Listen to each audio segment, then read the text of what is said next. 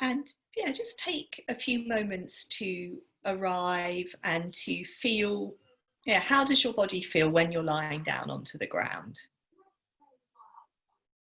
And so sometimes, yes, sometimes if there are any particular aches or pains, you might be aware of these, any sort of particular stiffnesses.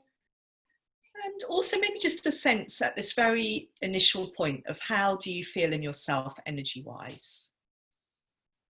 So whether, you might be feeling a little bit hyper, you might be feeling a bit tired, or you might be feeling, yeah, that all things are pretty good. And I think we're going to start with a bit of moving, and then maybe we'll do a bit of breathing once we've done some moving. And the first thing I'd like you to do, and you can lie with either your knees bent or your legs long, is to bring your right arm up to rest on the floor by the side of your head. And yeah, so not to stand on the floor, Francis, but to rest the length of your arm on the floor. And what I'd like you to do is just, yeah, to start off with the arm quite near to the head, but then just maybe see from there, can you take your arm a bit more out to the side? And just, I want you to find a place where your arm is as settled as possible.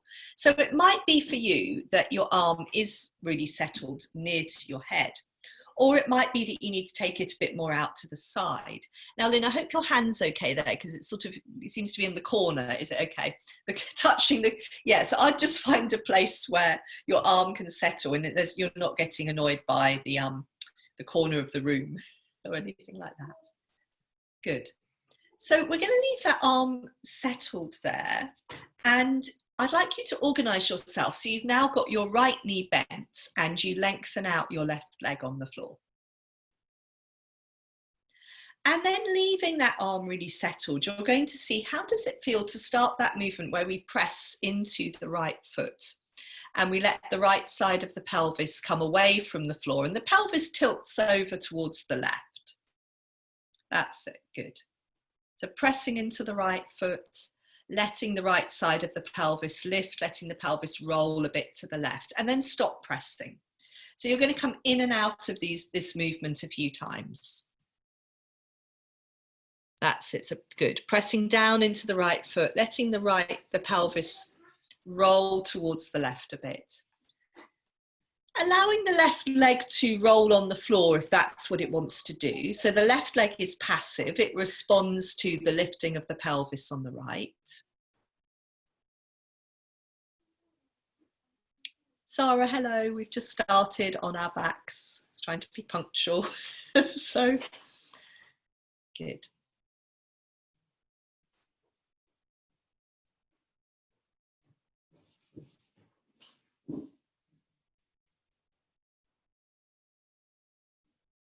So those of you who are already there, so Sarah, what we were doing when you're ready is maybe just settle down, is you were taking the right arm onto the floor next to the head. So if you lie down onto your back and let your right arm come rest on the floor, somewhere near to your head.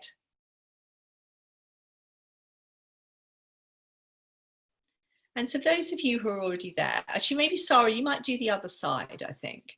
So those of you who are already there, perhaps just for a moment, lengthen, bring your arm back to your side. And Sarah, I think you just join in with side 2 now. Bring your arm back to your side and either lengthen both legs out on the floor or bend both knees. So just for a moment, lying with your arms by your side, either your legs long or both knees bent. And so this is perhaps one of our themes for the day, is just exploring in a way what's it like when we have the arm, when we're sort of opening a bit in the underarms. So Sarah, doing the same as everyone else now, you're going to bring your left arm onto the floor, close to your head, and just see how that feels for a breath or two. And then it might be that you need to take your arm a bit further out to the side so that it can really settle down on the ground. And yes, what's most important, I think, is that the arm is able to settle, the shoulders able to feel heavy. And this is just the beginning of these sort of explorations of what is it like to open out through the underside of the arm. And then you're going to organize yourself again. So your left knee is bent and your right leg is long on the floor. And then you're going to come to that pressing movement, pressing into your left foot, letting the left side of the pelvis come away from the floor, letting your pelvis tilt towards the right. That's it. And so, Sarah, what you might want to do is, because we've done this on the right side already, you might want to do a few times on the left and then swap over onto the right a little bit sooner than the rest of us come out of this. So the rest of you who've already done this on the right several times, come to this movement, pressing into your right foot, your left foot, sending your left knee away from you, letting the left side of the pelvis come away from the floor. Good. Right, hold on a minute, I just need to tell the children to be quiet. Girls, I'm trying to work, you're making... Shh.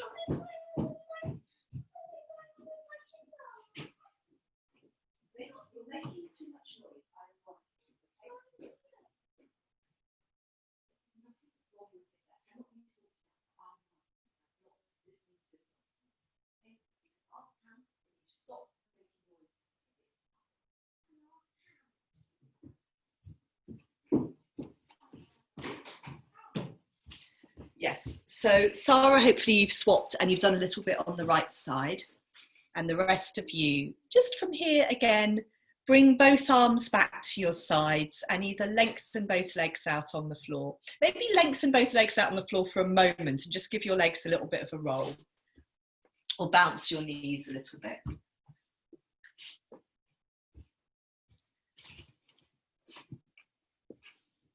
And then come to lie with both knees bent, both feet standing on the floor, and your arms just resting on the floor beside yourself.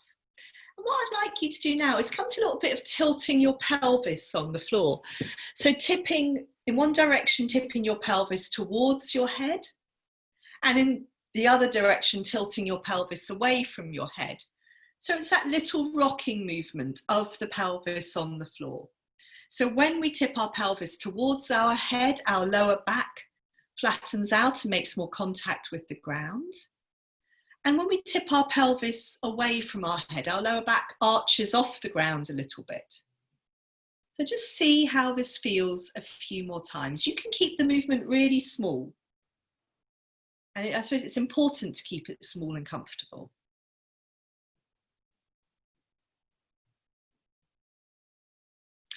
And then from here, what you're going to do is when you're tilting your pelvis so your lower back flattens out and the tailbone comes off the floor, then go a bit further with that and roll up into bridge pose. So you're going to roll up and down 2 or 3 times into quite an easy bridge pose. So you're not pushing anything, you're just seeing how does it feel to let the whole of the pelvis come off the floor and some of the vertebrae, and you really don't need to go very high. When you're coming back down from bridge pose, see how it feels to try to place your vertebrae down one by one. If your lower back feels at all tight, and Lynn, I'm wondering for you whether you should bring your feet slightly further away from you. I can't quite tell from this angle, but just see how it feels, because I know sometimes your lower back is a bit problematic, and sometimes if our feet are too close in, it can just be a bit pinchy in the lower back. So just see.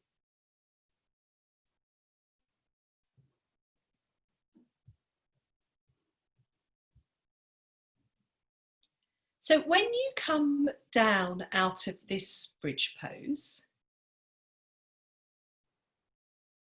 I would then like you to just see, can you take both arms onto the floor either side of your head? And again, find a place where your arms can rest down. And then just see maybe a couple of times, how does it feel to roll up and down into bridge pose with your arms in this position?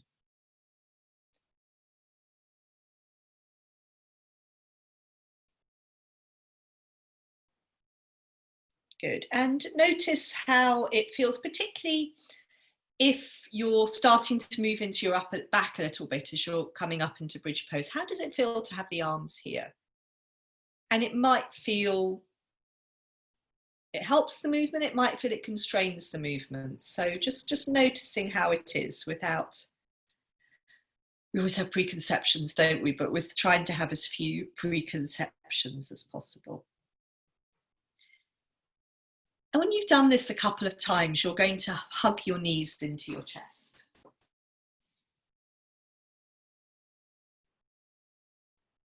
Hold around your knees and just do a little bit of rocking from side to side if you like, or a little bit of circling around the back of your pelvis. And you can also take your legs up to the ceiling, give your legs a little bit of a shake out. Very nice to see your feet, Rosie. And we're going to come back one last time to bridge pose in a moment, and we're going to move with our breath this time. I'm going to talk you through, so it's going to be a little bit of a sequence. So again, when you come back and bring your feet back on the floor, organize yourself so your feet are in a helpful position. So you can obviously sink into them. Yeah, that looks good, Lynn. You can sink into them, but they're not too close to you, they're not too far away. So you're going to start with your hands on your belly for this little sequence. So we've got this feeling, I think in the classes a few weeks ago, we talked about this sense of the belly as the center of ourselves, the hara as it's called in some modalities. So we start with this feeling of the hands on the belly. We let a breath leave us. So let a breath leave you. Feel the belly soften back. Let a breath come in. And with the next exhalation, you're going to bring your arms into that position. So they're either side of your head on the floor, but resting down. So as you breathe out, good. Let a breath come in here.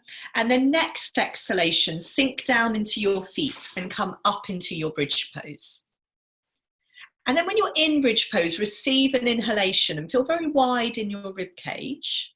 And then with the next exhalation, you're placing your spine back onto the floor vertebrae by vertebrae. As the back of your pelvis touches the ground, let a breath come in and feel very wide across the back of your pelvis. And then as you exhale, bring your hands back to your belly. Good. And let a breath come in. And then again, as you exhale, bring your arms up and over to rest on the floor either side of your head. Good. Receive an inhalation there, feeling wide across the front of your chest. And then as you exhale down into your footprints, let the pelvis come up into bridge pose. And then receive an inhalation in bridge pose, again feeling wide through your rib cage. And then as you exhale, placing the vertebrae down one by one. As the pelvis touches the ground, that's when you receive a wide in-breath. And then as you exhale, hands back to your belly. And just maybe do that one more time on your own. So just you're moving on the out-breath, basically. And then wherever you are, you're receiving an inhalation. And feeling wide with the in-breath. And then you move again with your exhalation.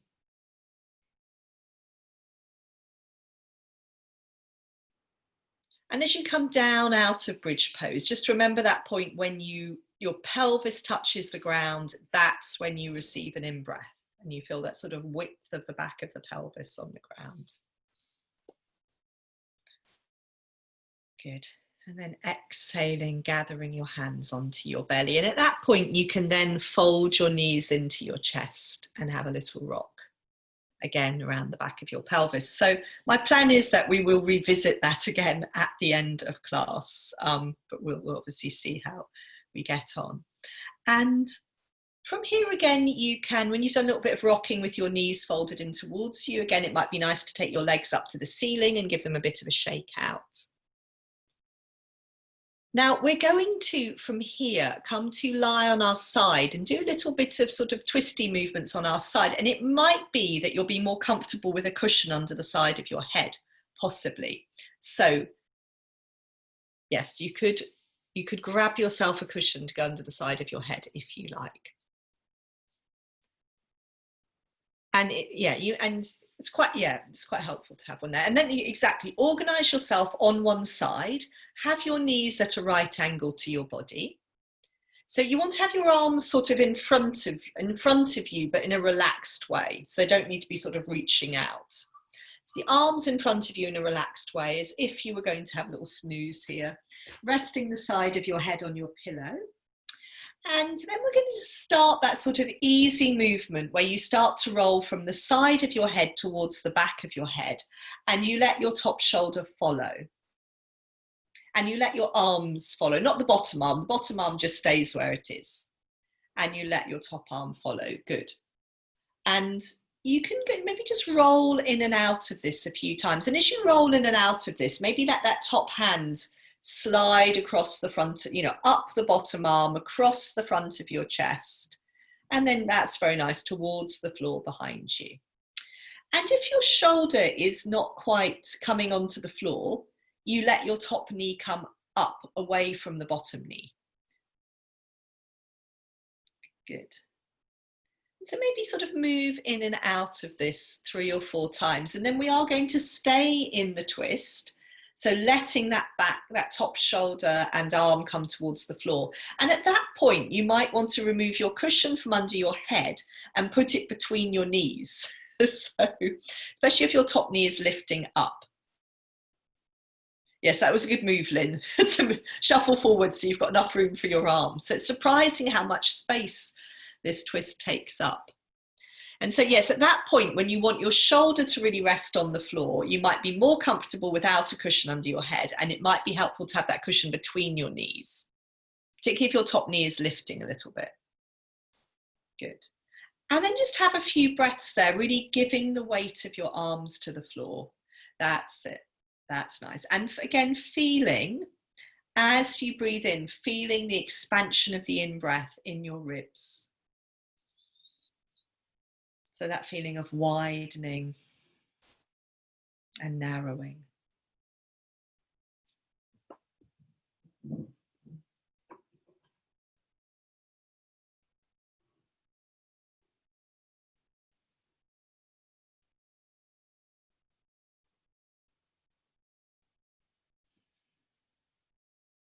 Good.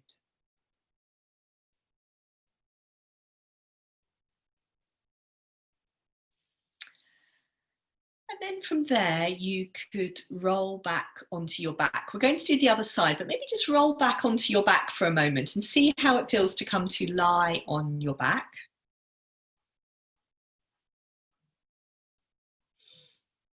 That's nice. Just feel maybe a cycle of breath move through you, receiving your inhalation, letting your exhalation go.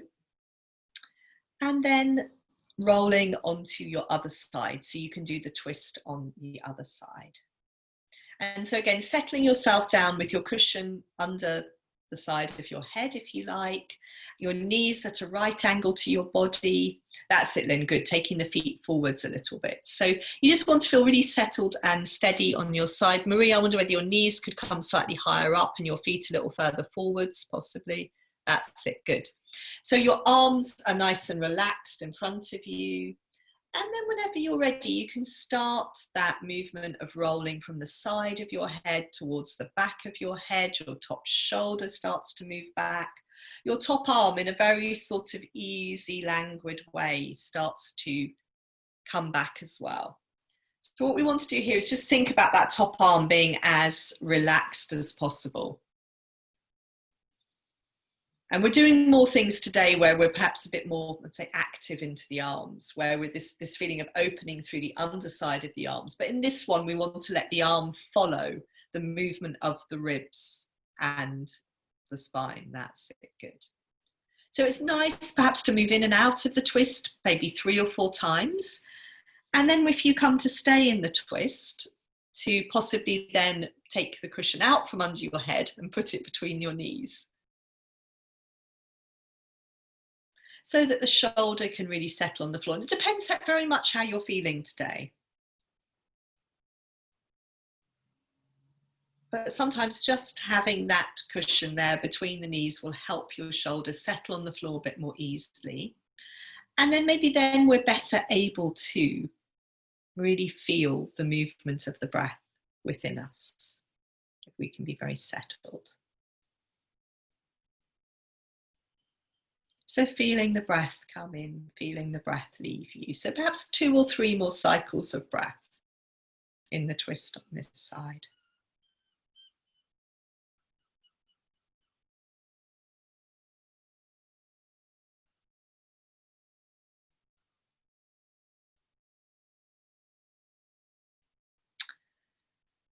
And from here, I'm just going to say this, doesn't mean you have to leap up and do this immediately. From here, what I'd like you to do as quietly as possible when you're ready is come over into child pose. Or if you're not so keen on child pose, it could be kneeling. So perhaps you can suggest both of those to yourself and see what you feel would be nice. So just, yeah. So either kneeling or child pose. Just giving yourself a little bit of time to settle wherever you are. Feeling the breath come in, feeling the breath leave you.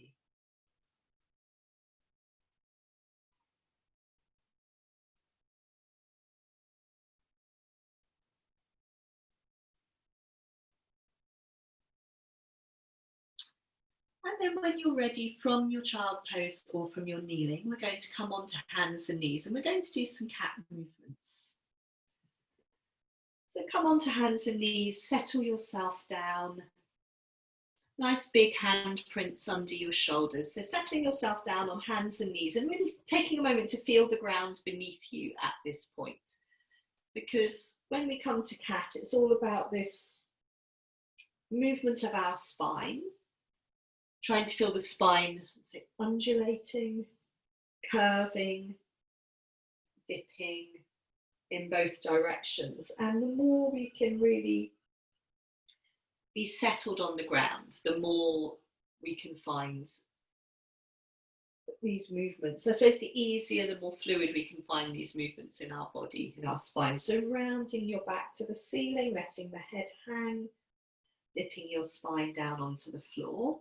You're also going to add in some tail wagging, some side bending movements whenever you like. So you can pause for a moment with your spine in a sort of neutral position or slightly rounded up is nice. And then this movement where we imagine we have a tail, a dog's tail we wag from side to side, or a fish's tail we swish from side to side. And if this feels at all pinchy in your lower back, then it's really nice to do it with your back a bit rounded, so looking back towards your feet. And this side to side movement of the pelvis. And then we're going to carry on with these movements, but you're going to drop down onto your forearms. So we just take the pressure off the wrists a little bit. So drop down onto your forearms, have your elbows on the floor.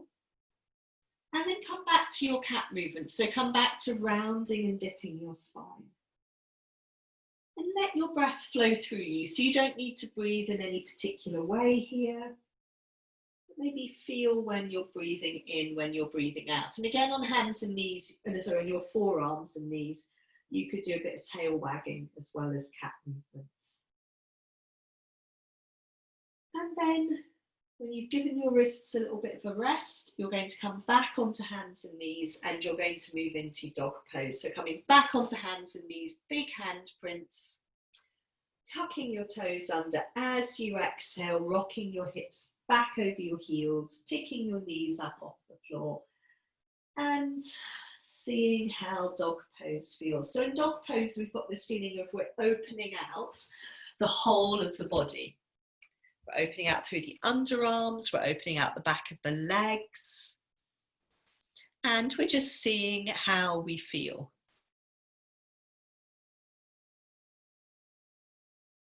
Good. Very nice. Yes, and like all of you are doing, all these sort of little bending your knees, easing into dog pose. Whatever you like. Now it's up to you. You could, from dog pose, we're going to come into child pose again briefly, but it might be that you'd like to do a couple of dog poses here. So depending, I don't know how your dog pose feels. Looks very nice, Lynn. Good. So yes, and so, we feel so different on every day, but I think sometimes it can be beneficial to do a couple of dog poses, because often the first one is very exploratory. We might feel quite creaky. So maybe when you've come down from dog, taking the opportunity to come back into it again. And possibly in your second dog pose, there's more of a, maybe more of a chance to focus in and reconnect with your breathing.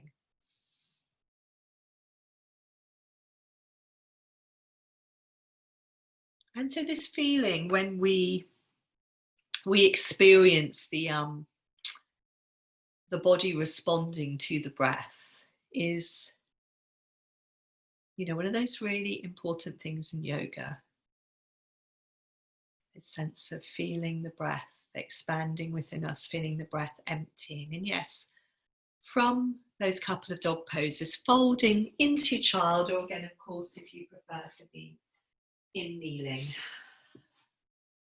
just having a couple of quiet breaths, letting the breath come in, letting the breath leave you. And from here, and I feel this quite a lot at the moment, so particularly if you've been in child pose, when this feeling of being very folded in the front of the body, we're then going to come on into lunge, where we open out through the front of the body. So from hands and knees, you're going to bring one foot forwards into lunge, walk the other leg back a little bit, and just have a few breaths where we feel that we're letting the front of the body open out. So you can be supporting yourself as much on your hands as you like. Your back toes can be tucked under. And just having a few breaths, feeling how it is to let the front of the hip joints open, the front of the back leg lengthen out. Let the breath come in, let the breath leave you. And I think often in lunge, it's quite easy to really feel what's going on in our body, because it can feel quite intense. But then sometimes if things are intense, we want to run away from those feelings. So when you've had enough in lunge, or at any point, even during lunge, you can ease back by untucking your back foot and then just sort of easing back this way, looking back towards your back foot, resting your chest on your thigh. Good. And then we'll swap sides in lunge. I've just come back into my first side a second time, but we can swap sides on hands and knees. And again, it's up to you. You might want to stay in lunge. You might want to be sort of easing forwards and back a bit, whatever feels helpful for you. And so I think maybe it's that judging. If the intensity of the stretch and lunge helps you stay with feeling your body, that's great. If it starts to just feel too intense and that you're having to grit your teeth and bear it, that would be the time to untuck your back toe and to ease back a bit. Chest close to your thigh, looking back towards your back foot, and then maybe coming back into lunge again for a few breaths. And from this second side of lunge, we're going to come directly into dog pose, and then from a dog pose into a forward bend and into standing. So in your lunge, if you can plant your hands on the ground, that's great. Otherwise, you might have to have your fingertips of one hand on the floor. So we can step the front foot back into dog pose. It might feel like a long dog when you've stepped back from lunge into dog, so you can always adjust where your feet are. And again, have a few breaths in your dog pose. Big handprints on the floor, bending your knees as much as you like. And then from dog pose, slowly walking your hands in towards your feet. So handprint by handprint, end up in a forward bend. And at this point, you need to then just judge, do you need to rest your elbows on your thighs? How is your lower back? Let your head go. So your arms could either be hanging or your elbows could be resting on your thighs, and your knees are as bent as you like. Let a breath come in, and as you exhale, roll up into standing. Good. So we arrive on our mats in standing. And we're going to focus in a little bit to start with on the arms and shoulders. So what I'd like you to do to start with is these big circling movements with one arm, it doesn't matter which, where you let your body come along. Yeah? So I'm doing this circling movement. I've chosen my right arm and I'm letting my body come along with it. My feet, I can even feel that movement traveling down into my feet. So you're not just drawing a big circle with your arm, you're letting your body help this circle. So I think a bit like when you're swimming, you're trying to connect the movement of your arms with the rest of your body. And not just feel the arms are moving in the shoulder socket. So I'm circling one way, I'm circling the other way with the arm.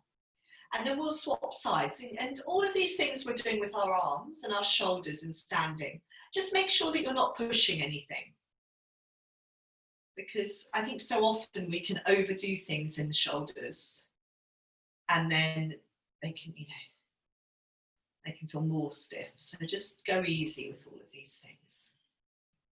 So second arm, doing your big circles in one direction and then in the other.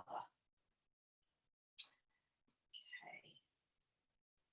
And then I'm going to come a little bit nearer. So maybe just after that, then give both arms and legs a little shake out. I'm going to come a little bit nearer and just show you what we're doing next. So what we're going to do is a couple of sort of preparatory things. I want you to take one arm up and then bend the hand down so it comes back behind you.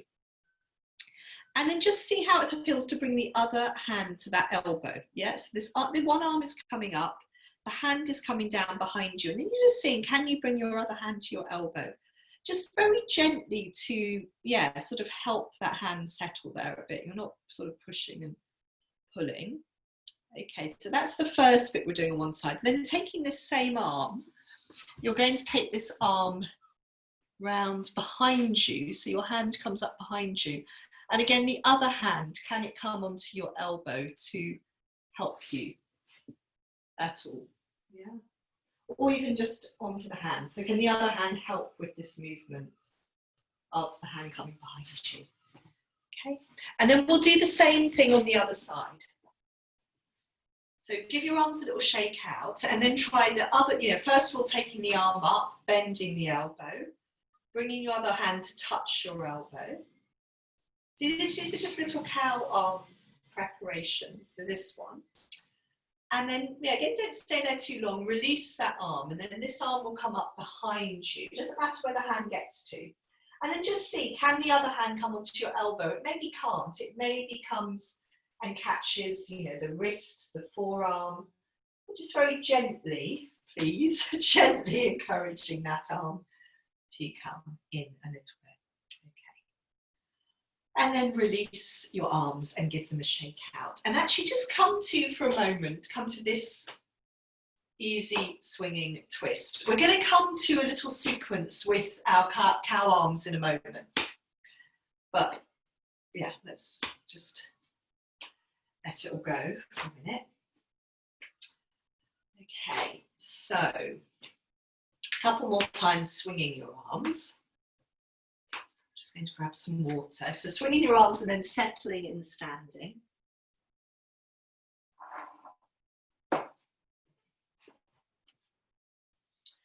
And then touching your hands in prayer pose in front of you.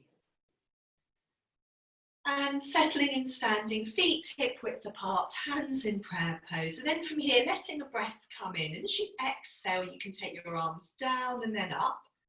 Touch your hands in prayer pose over your head.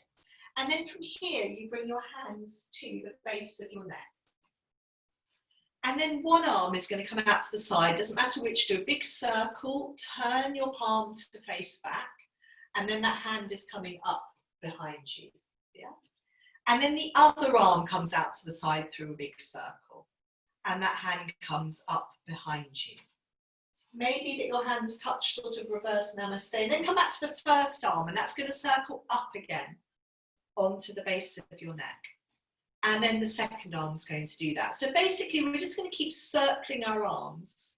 So one arm circles out and down and up your back. The other arm circles out, palm turns back, up your back. And just keep circling your arms but trying not to force your shoulders, because this now is very much just about these movements of the arms and the shoulders. We're not moving our rib cage and the center of ourselves so much.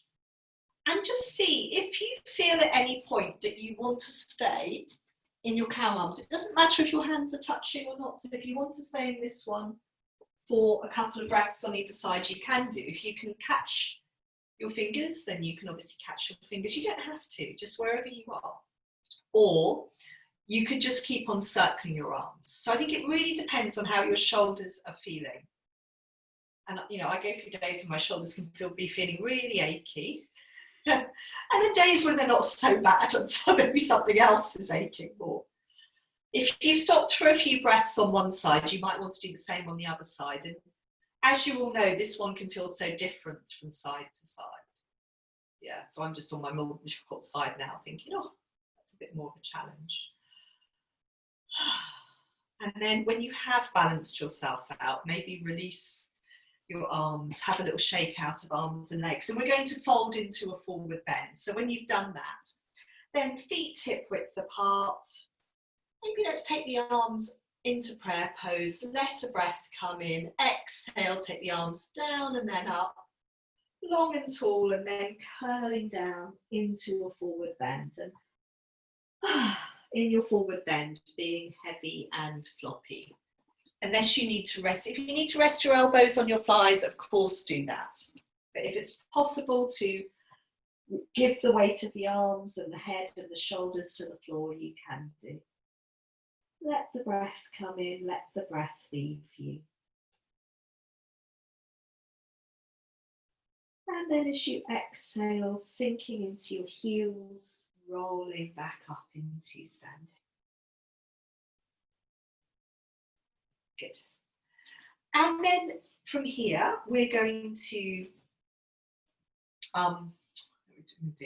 actually we're going to bring our hands into prayer pose again. And then this time, let a breath come in. As you exhale, take your arms down and then up. And then swing your arms and cross them in front of your body. Good. Very nice. And then what we're going to do is we're going to swing our arms all the way into eagle arms with the right arm on top. So this one with the right arm on top. Yeah. And then in your eagle arms, a couple of things. First of all, leaving your pelvis where it is, can you turn your elbows and your shoulders a little bit to the right and to the left?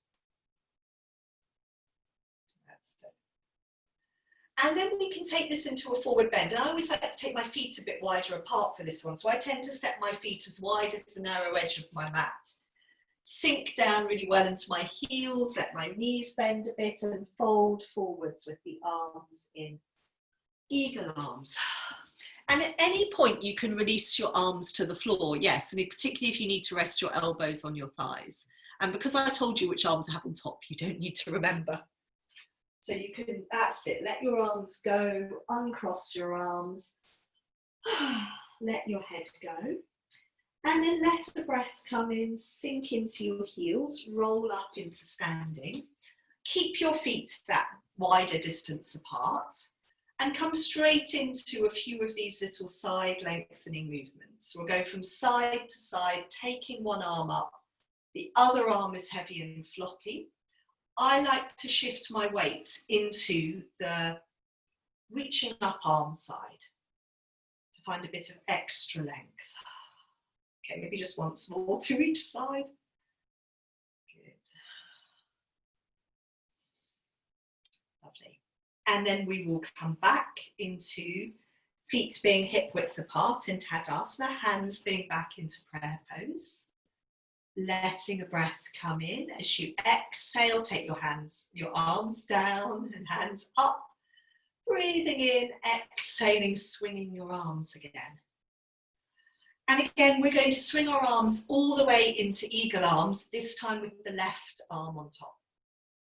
So you swing your arms all the way through into this position, very good. And then you can do this little turn where we're trying not to move below the waist. We're turning our elbows to the right and to the left.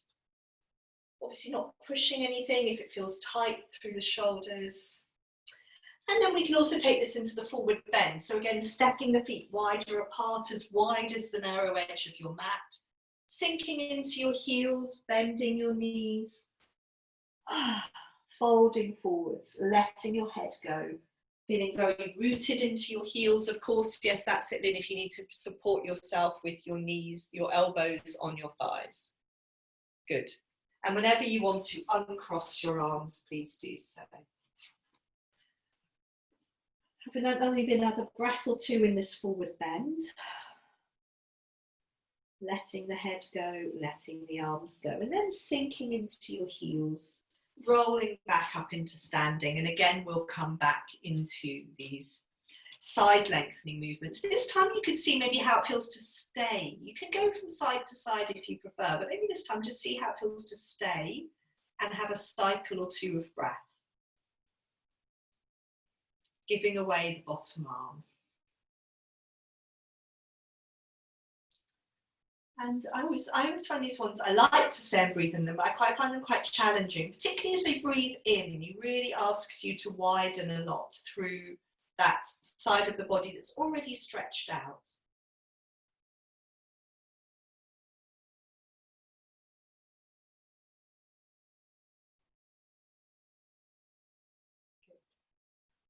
And then releasing from there. And again, have a little shake out. You're going to bring your feet back into being hip width apart, back into Tadasana. And we're going to bring our hands into prayer pose once more. So we're going to come into a few balancing poses now. And what I'd like us to do, so our starting point, we're going to come into a sort of a mini tree pose where the foot comes onto the ankle, and we're going to do another tree pose. So in this position here, with your hands in prayer pose, maybe just a little bit of rocking your weight from side to side. So you can make that choice of which foot you would like to stand on first. So shifting your weight onto one foot, and then the other foot's just going to come onto your ankle, and you're going to see how does it feel to be in this little tree pose. We'll keep our hands in prayer pose, so it's all quite small and quiet. And can we feel the movement of the breath through us? How does our standing foot feel on the floor? We might be hoping that it quietens down, but it might feel a little bit more lively than we expect.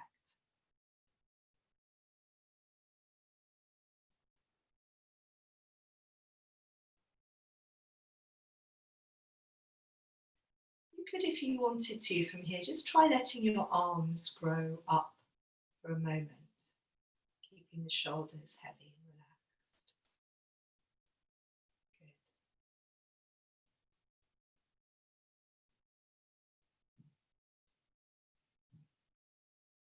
Very nice. You might want to gather those hands back into prayer pose just before we finish.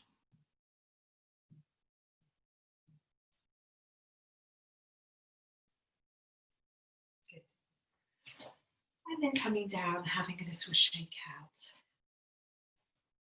And then again, starting, we don't always do this, but starting our tree pose. So the beginning of the pose is the bringing the hands into prayer pose. That's our starting point. And then it's starting to shift our weight into our second standing side, bringing the foot we just stood on onto our ankle. Good. And just sort of settling in our little tree pose. Seeing if we can feel the movement of the breath within us. Letting the shoulders drop. Again, noticing how our standing foot feels on the floor. And then from here, you could let your arms grow up if you like. Shoulders stay down. It's all right if you have a little wobble, you can come back in.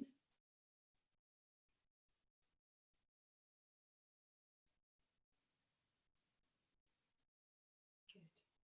Another breath or two, you can gather your hands back into prayer pose.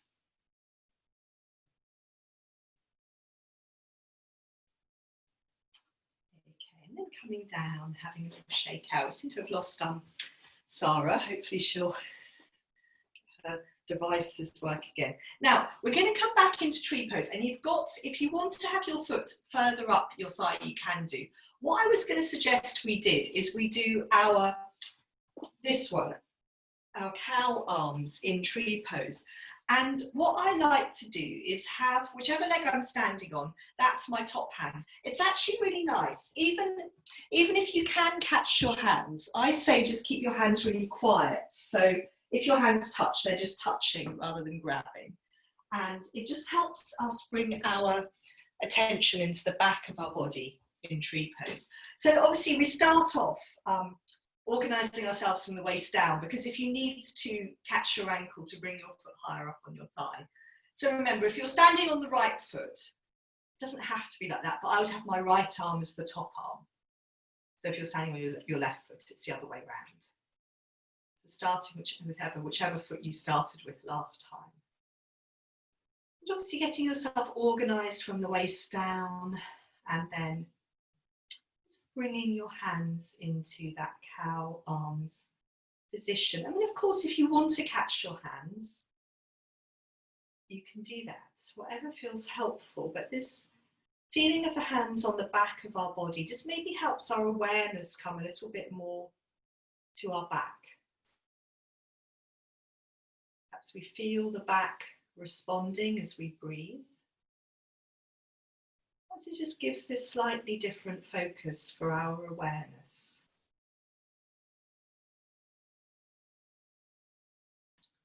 Good, having a few more breaths there. Can we be quiet through the front ribs and the belly? Soften back there.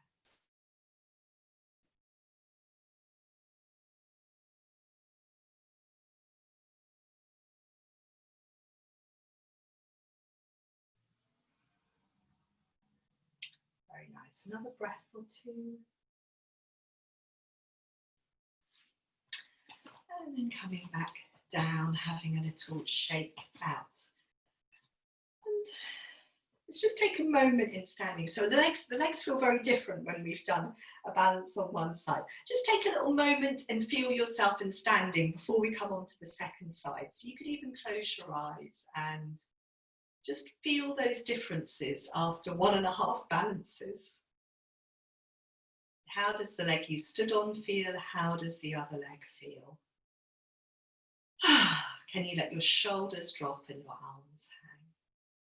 And then when you're ready, opening your eyes again, making your way onto the second leg of the balance. So again, if you need to use your hands, if you want to bring your foot further up your thigh, you might need to use your hand. And then remember, you're doing the other side of your cow arms.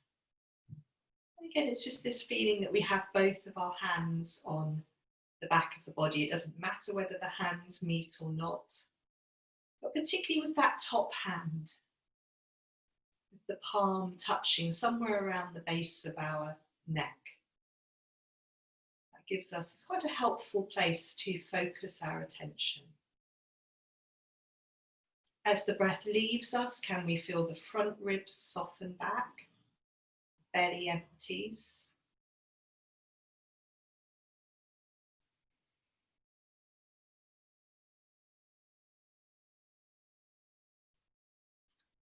Very nice.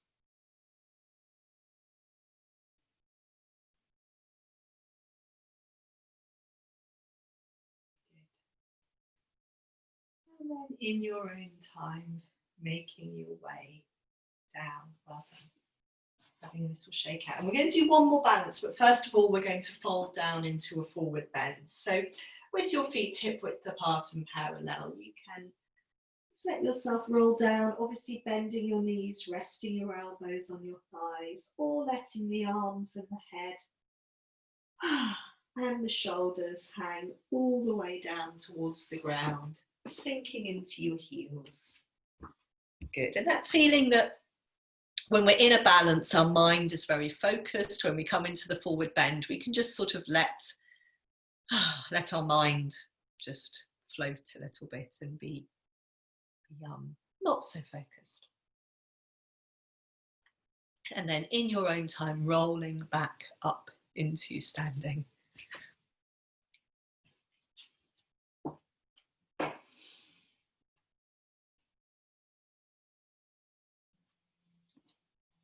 And again, have a little shake out of your feet, your legs, your feet.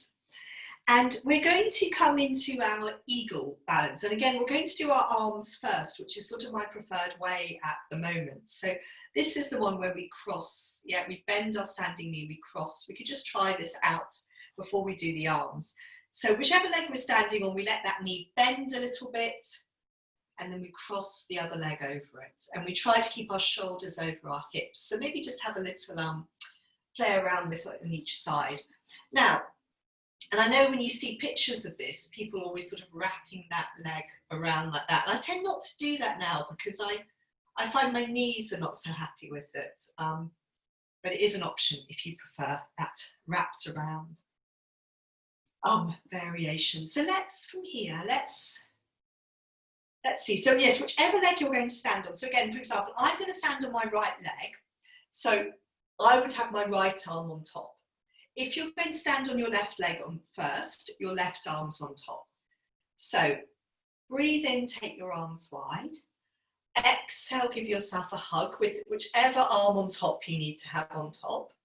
And then, so yes, I'm doing the arms first, Sally, and then the legs, because I'm just finding this easier at the moment. So once I've got my arms and eagle arms, then I'm bending my knees.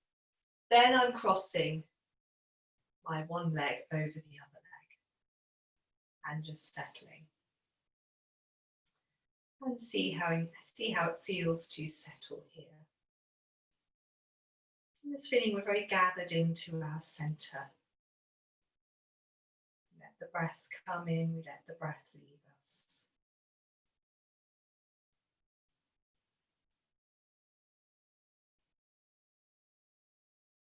Good. With this bent knee, it's maybe more challenging to balance for any length of time because it's a bit more muscular. Can't really settle through our bones. So we can then undo, we can have a little shake out. And then try the other side. So again, settle the feet back down, hip width apart and parallel. Breathe in, take your arms wide. Exhale, give yourself a hug with the other arm on top. And again, like with the cow arms, it doesn't really matter too much which, we've got the right arm and leg on top. So we come into our eagle arms, then we're bending the knees, then we're crossing one leg over the other leg. And we're just seeing, we can always keep the big toe on the floor if it feels rather wobbly on this side. Can we feel our shoulders are over our hips? Our hips are over our heel. Let the breath come in, we let the breath leave.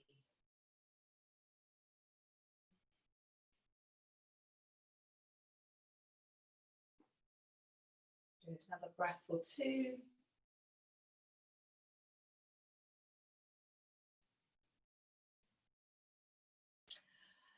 And then come out, have a little shake out.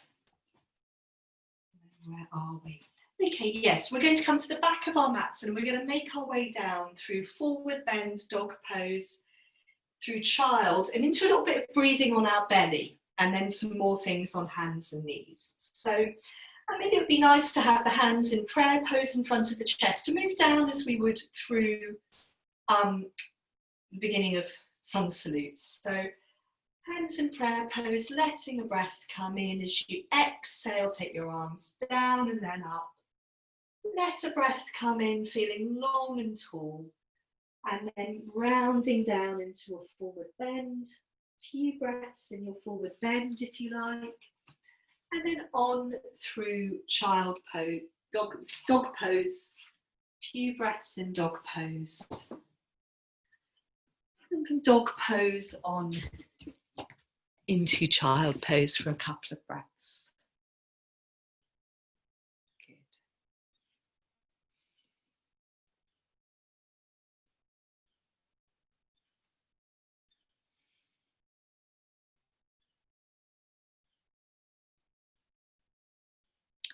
Lovely. And then what I'd like you to do from here is to slither forwards and lie on your belly. And we're just going to do a little bit of breathing on our belly. And so, Lynn, one of the things I think Sally asked for right at the beginning of lockdown was what were good things to help sort of support our lungs and our breathing. And one of the things I was reading was lying on our belly is very, very good for the sort of health of our lungs. So then I've been getting everyone to do quite a lot of things on their belly throughout these classes. So all I want you to do is lie on your belly, and the first thing to do would be just to have your hands wherever you like. So quite often what I do, and I can see lots of you doing, is having one hand on top of the other and the forehead or the side of the head resting on the hands, and that's nice, but they can be any way you like. Now you could give your pelvis a little bit of a wiggle. So, and particularly if you're someone who's not so keen on lying on the belly, you might need to give your pelvis a little bit of a wiggle. That's one thing. And then just sort of settle for a moment, have a couple of breaths, see how that feels.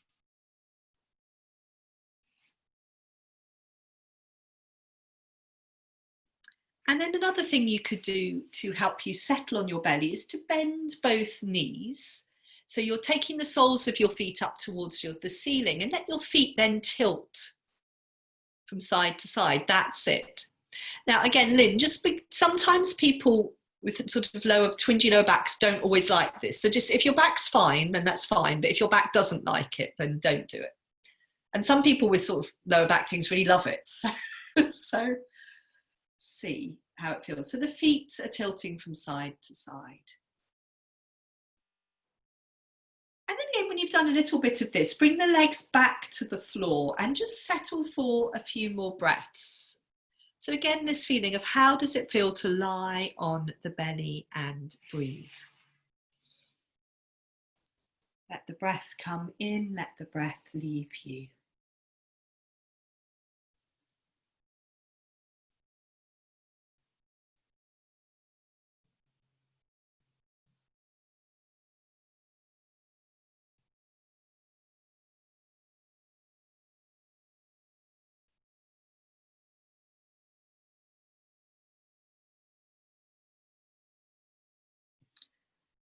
Good.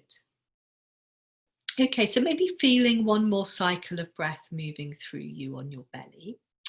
And then we're going to come back onto hands and knees. But if you feel from being on your belly that your lower back would benefit from a couple of breaths in child pose, then come from your belly into child pose.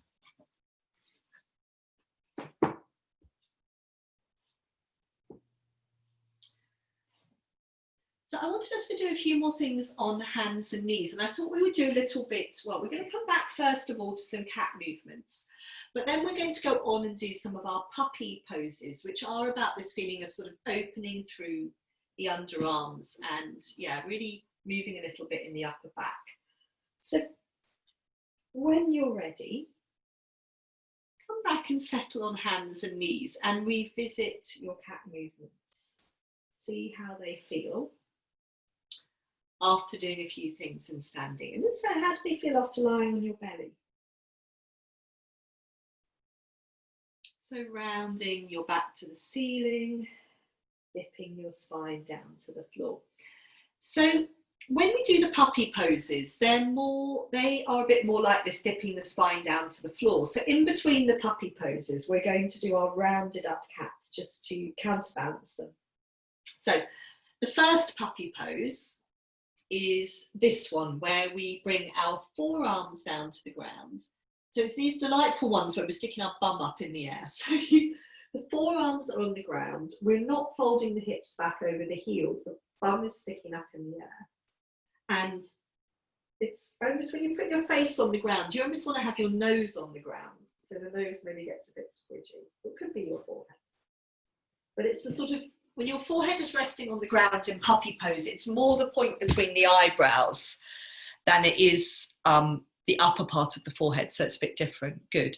And so in puppy pose, we expect to feel the spine is dipping down towards the floor. We expect to feel that it's getting into those tight places between the shoulder blades.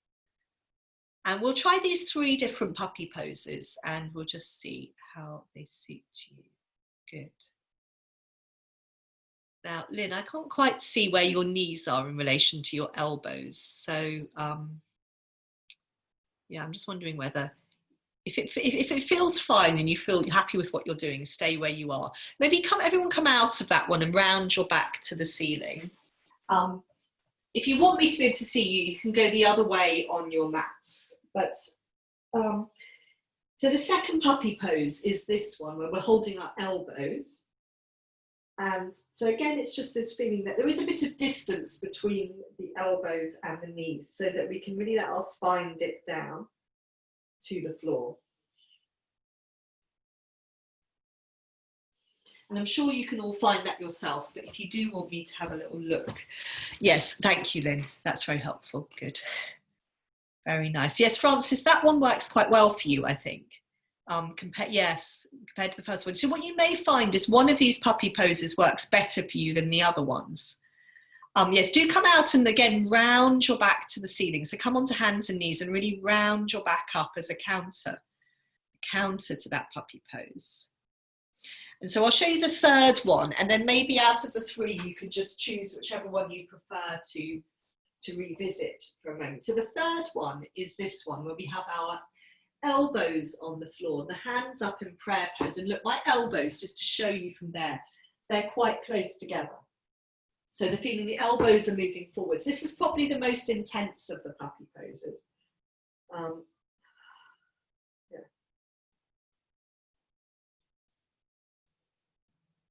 And again, when your forehead comes to the floor, it's that point between the eyebrows that's resting on the floor. Good. And again, we want that feeling of the spine dipping down to the floor. So yes, Sally, that one seems quite good for you. Looks nice there as well, Marie. So maybe again, then round your back to the ceiling. Come onto hands and knees, round your back to the ceiling. And if you can bear it, if there's one of them you like, choose one of the puppy poses to revisit. That's it. That's nice, Lynn. And then I even wonder there whether your knees could be a little bit further back. So just try walking your knees back a little bit. That's it. And then try dip. Yes. Yes, if that feels okay. And really thinking about this feeling that the chest is dipping down towards the floor. We've got that point between the eyebrows resting down on the ground. Good, very nice. Yes, that looks very nice then, Marie. Well done. Good, yes, lovely. And then do come back and round your back to the ceiling.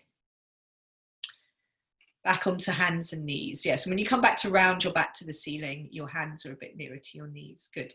And then what you're going to do is come and revisit dog pose, because puppy pose can be helpful in our dog. And maybe we have this sort of echo in dog pose of the puppy pose movements between the shoulder blades. So when you come into your dog pose, tucking big handprints, tucking your toes under. See, is it possible to find a little bit of an echo of puppy pose in dog pose? And for me, to find that echo of puppy pose and dog pose, it's usually about bending my knees more. Yeah, to feel that bit of maybe a bit of a release in the upper back between the shoulder blades. Very nice.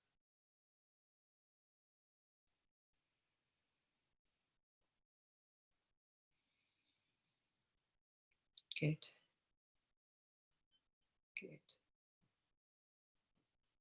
Lovely. And you're going to be thrilled to hear about the next thing. It's your very lucky day. We are going to be doing a little bit of elbow dog now. Although, Francis, I have the feeling that you quite like this. So maybe I've remembered completely wrong.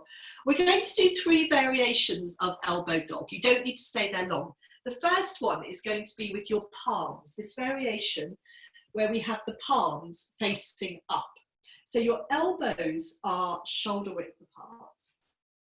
And we come up into our lovely elbow dog. I would keep my knees very bent and I would be here for maybe 2 or 3 breaths. And seeing how that feels. Good. Yes, and you knees bent, so palms facing up. Sally, I can tell you're raring to go with your elbow dog. So good. Very nice. See how it feels. So it asks quite a lot of the shoulders, elbow dog. So first one, that was with palms facing up, which can feel a little bit easier. The second one, when you come back down, the second one you're going to try is we're going to turn the palms down, but you're actually not going to have the hands on the floor. You're going to turn your palms down, but you're going to keep your hands off the floor like this. So you've got your forearms, the whole of your forearms in contact with the floor, till your wrists are on the floor. And then you come back up. And when you come up in this elbow dog, you can wiggle your fingers. Good. So try that second elbow dog. That's it. Francis, see if you can bend your knees a bit more and send your pelvis back. Ah, yes, that's good. That's good. And again, don't stay too long. You come back down, unless you're loving it. And then the final elbow dog, we let our hands come onto the floor, and then the hands feel really big because they've not been on the floor. So we plant the elbows, the forearms, the wrists and the hands. We can spread out the fingers, we tuck our toes under. We come up into our elbow dog. And another thing I was thinking that can be quite helpful in elbow dog is to have the feet quite wide apart. So, very nice. Very nice. And then finally, what you're going to do is then again revisit a normal dog pose. So Francis, am I completely wrong about you loving elbow dog? No, okay. So, and again, a normal dog pose may feel very nice after elbow dog. So, yeah. So I was just thinking, coming into a normal dog after elbow dog, your arms feel lovely and long, don't they? And it all just feels a little bit more, there's more room to maneuver. So, good.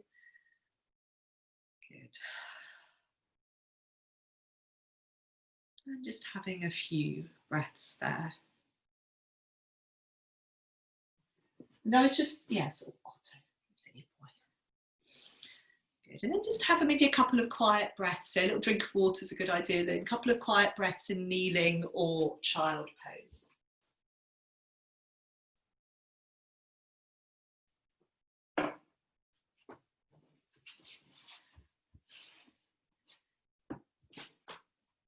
So we're going to be making our way down onto our backs through a little bit of rolling, a little bit of rolling back, a little bit of working those abdominals in boat pose.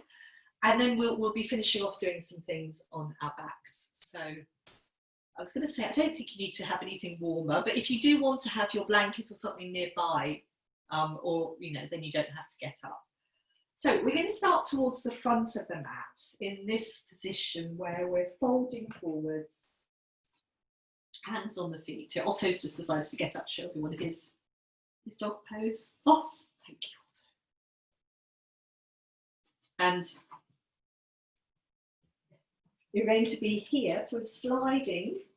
So looking down at the floor, sliding your hands from your feet to your knees, with this intention of the back rounding out, yeah? So we really want to let our back be rounded here. And just a few times coming forwards and back. And so I suppose there's two main things, and we do this one quite a lot, but I don't think we've done it for a few weeks, so I thought we'd better had.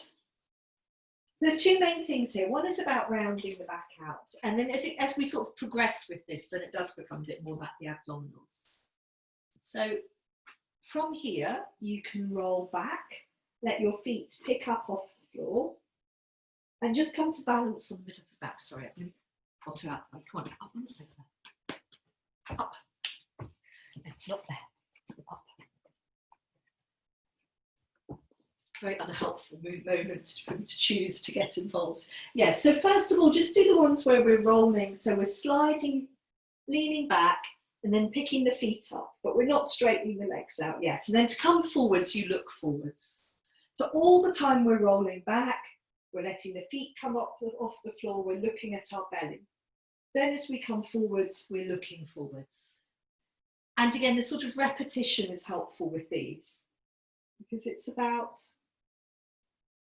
sort of getting our body to understand we're trying to sort of round and have this curved shape in our spine, our body, our nervous system. Okay. I know you're desperate to do it, so next time we go back, we'll see how it is to lengthen the legs out. So we'll do this 3 times. We'll roll back. How is it to straighten the legs out? Try to keep the shoulders and the heels at the same height. And then come up. So we're going to do that twice more. After the second one, you can collapse onto your back. Okay? So again, rolling back, looking down at your belly, letting the feet pick up, lengthening the legs out. And again, when you want to come up, look forwards, bend the knees. Okay, one last time. After this one, you'll get to lie down. So, rolling back, rolling back. Let the feet pick up off the floor. Let the legs lengthen out. Not the easiest place to breathe in or speak in, and then you can collapse down onto the floor. And feel pleased with yourself that you've done those. Well done. So yes, collapsing onto the floor.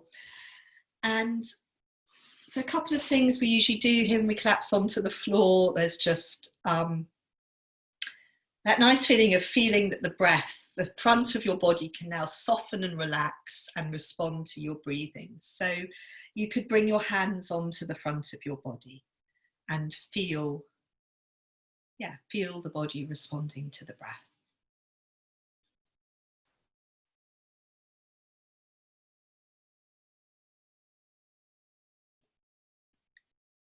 Good.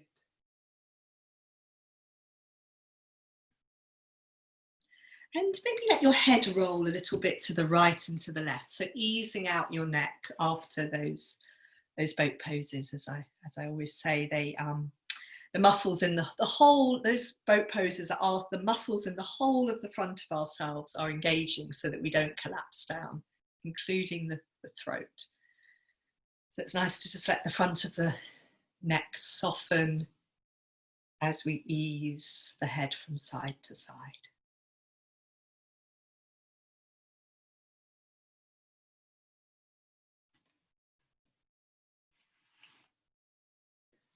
Just have another couple of quiet breaths lying wherever you are, finding a comfortable place to settle the back of your head on the floor.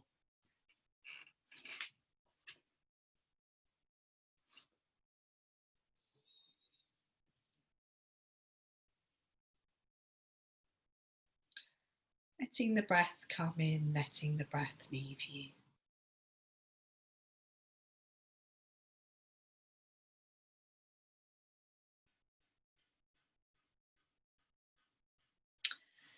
And then when you're ready, you're going to bend your knees and bring your feet to stand on the floor.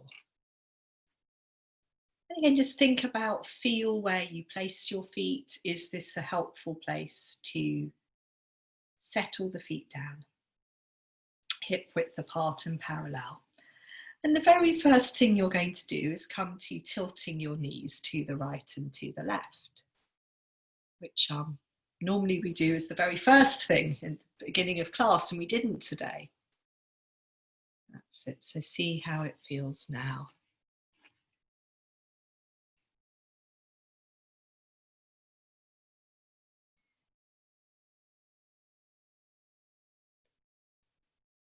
Good. So a couple more times, let the knees tilt to the right and to the left.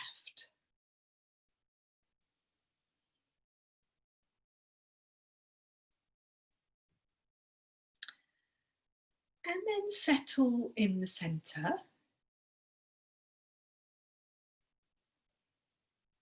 And come to, like we did towards the beginning of class, and letting your pelvis tilt up and down on the floor. So tipping your pelvis towards your head, rocking your pelvis away from your head. And as you do this, you feel the relationship of your lower back with the floor changes. So as you tilt your pelvis towards your head, your lower back flattens out and maybe makes more contact with the ground. And as you tip your pelvis away from your head, you let your lower back arch off the ground a little bit.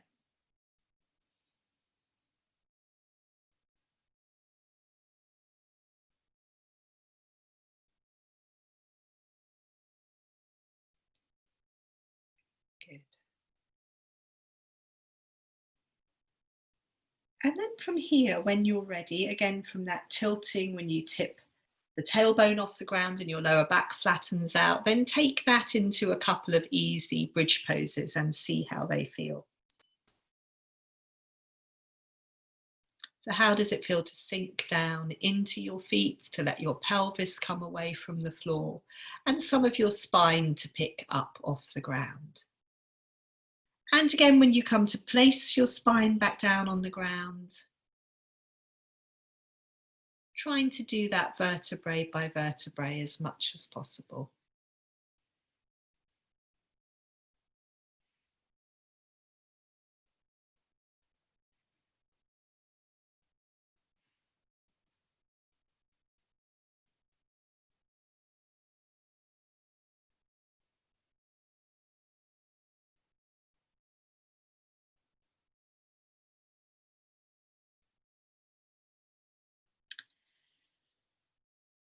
And then what I would like us to do is revisit the little sequence we did with bridge pose at the beginning of class, because it's quite this, it brings our attention more to our breathing. So it's quite calming and settling. So remember, your starting point was your hands on your belly. So you've got your pelvis on the floor, you bring your hands onto your belly.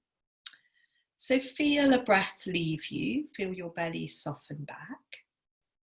And then maybe feeling your belly rising as the breath fills you.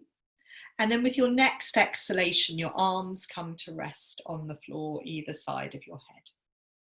So lift your arms up and over, rest your arms. Let a breath come in, feel wide through the front of your chest. And then as you exhale down into your footprints, come up into bridge pose. And in bridge pose, again, receiving an inhalation, feeling this expansion in your rib cage. And then as you exhale, placing your spine back down onto the floor, vertebrae by vertebrae.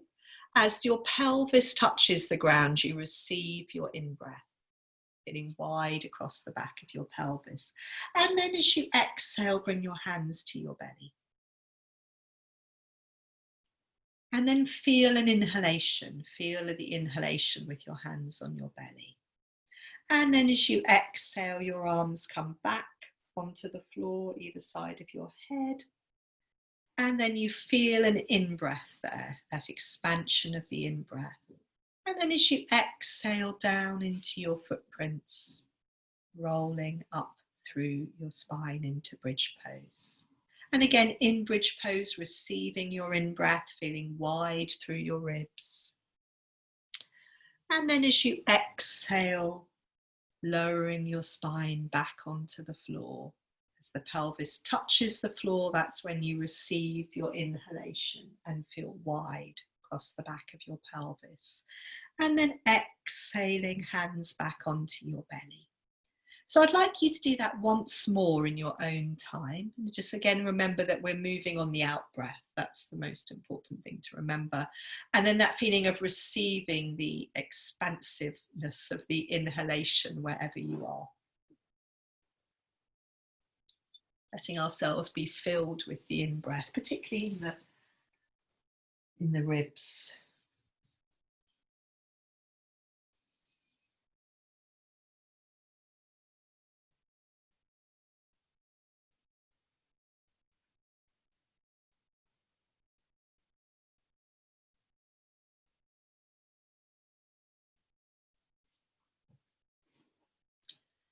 Yeah, so when you finish that cycle, just stay with your hands on your belly for a couple of cycles of breath, and that feeling of gathering the awareness into the belly as this center of ourselves. And so as we exhale, the feeling of the belly softening back. As we breathe in, allowing the belly to rise and round without any feeling of forcing.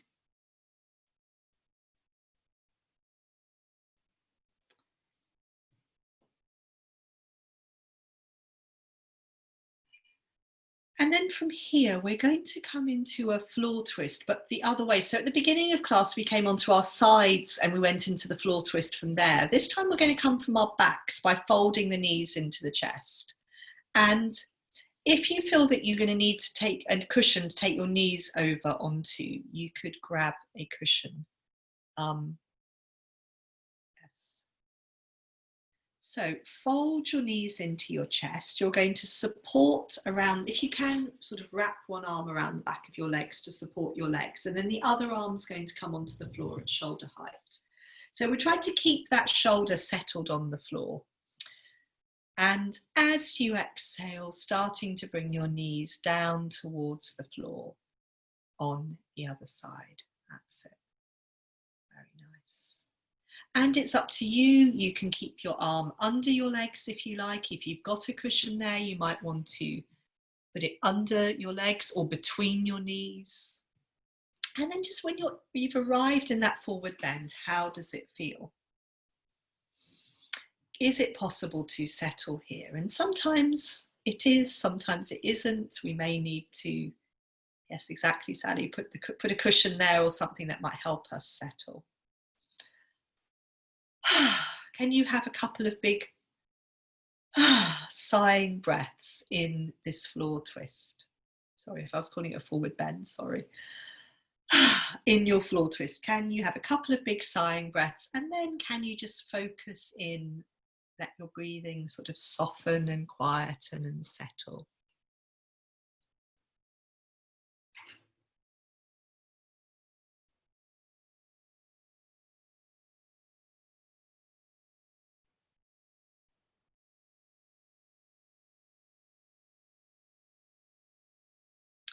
You can have a couple more breaths on that first side of the floor twist, and whenever you're ready, come back to the center.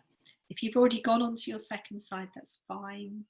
You can either just come back to the center and lie quietly, or you can revisit one side again. So yes, if you've just done one side, come back to the center, moving on to side 2, and just seeing it's going to feel different on this side. You may need to keep supporting your knees.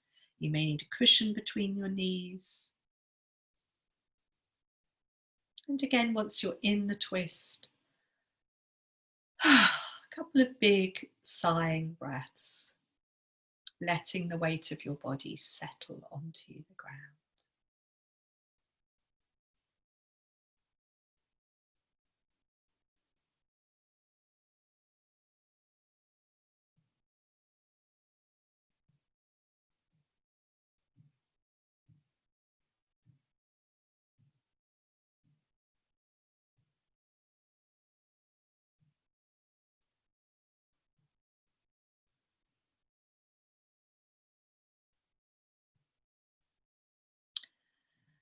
And in your own time, you can have a few more breaths in your twist, but whenever you're ready and you want to come out, you can roll back onto your back.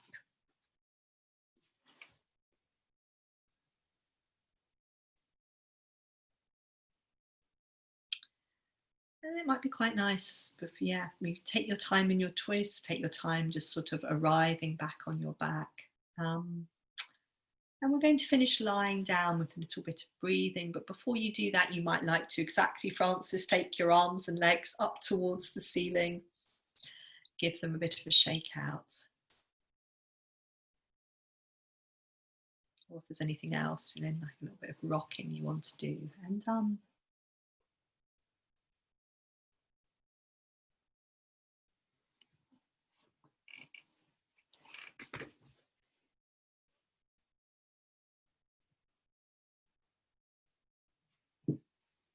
And then we'll settle down onto our backs. And yes, blankets. So sometimes it is really nice if you've got a cushion or two that you can put under the back of your knees to lie like that, but you can have your knees bent or your legs long. Or Lynn, if you fancied, you could always swivel around and lie with your lower legs up on the bed that I can see there. So yeah, might be quite nice. Or yes, in fact, people have got sofas there. So obviously making use of all these things we have in our rooms. That's it. So maybe lie a little bit nearer, Lynn, so your knees can be a little bit bent. That's it, yeah, because that's what's nice for the lower back, is if the knees are a bit bent and you can rest your lower legs. Or just, yeah, that like that. That looks, yeah, just have a little bit of a fiddle around, settle down.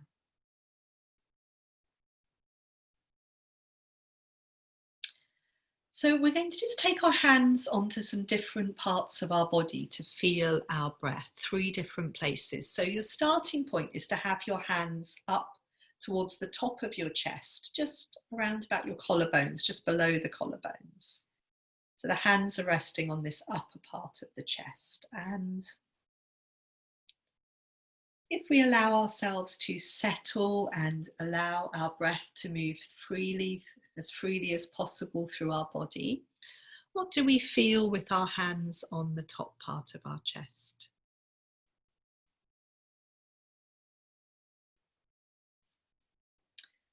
Letting the breath come in, letting the breath leave you. So, however your breath feels, that is how it is, that is how it should be. So we try to entrust the intelligence of the body to breathe as we need to right now. We try to avoid interfering with it as much as possible. So we're just feeling the breath in this upper part of the chest. And for me, when I bring my attention to my breathing here, it feels quite light and soft.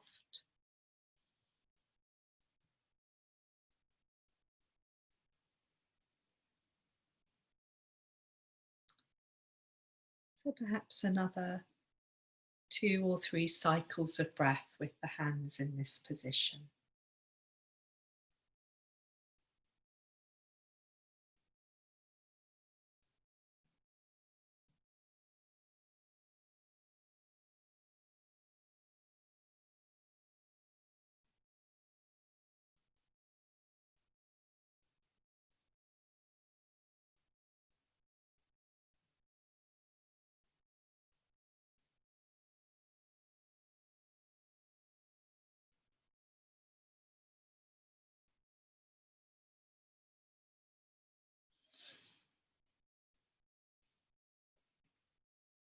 And then from here, you're going to bring your hands down a little bit lower. So your hands come onto your low side ribs.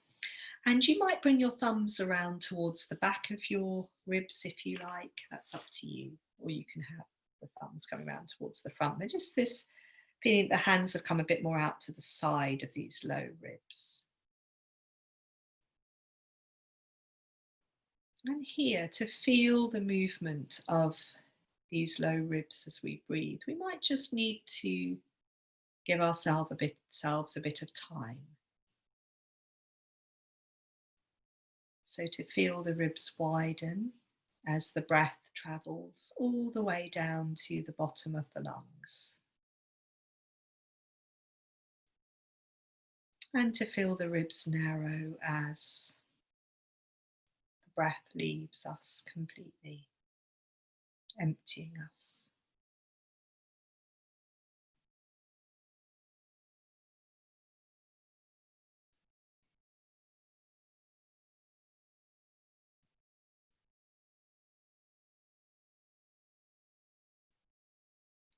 Widening and narrowing.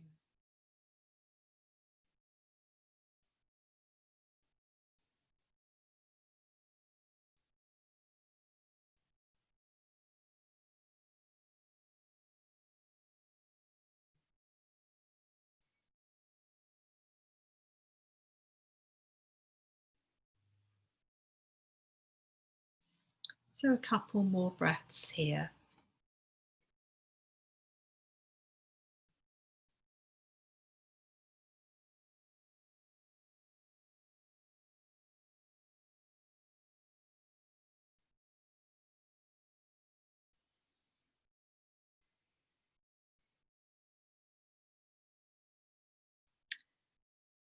And then finally bringing the hands down onto the belly, low on your belly, beneath the belly button. Noticing what you feel here as the breath comes in and as the breath leaves you. And again, you don't need to do anything to your breathing. If you don't notice much movement in your body, that's fine too. Just that feeling of the contact of your hands on the front of your body is very soothing and settling in itself. So feeling the breath coming in, feeling the breath leaving.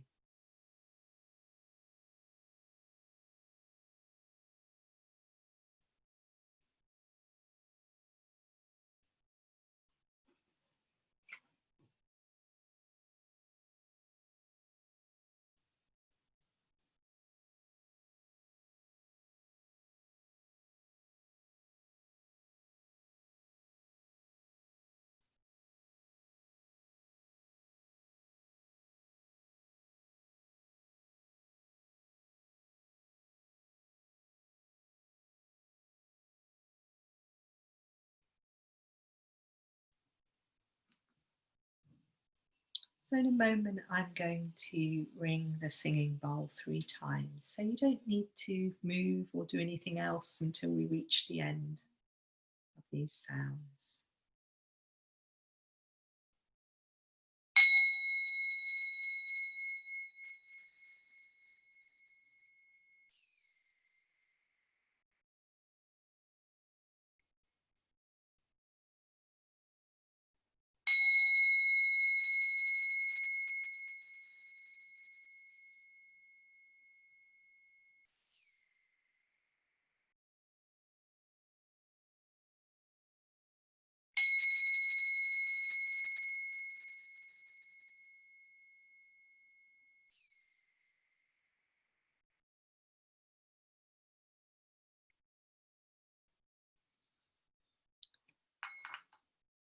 So thank you.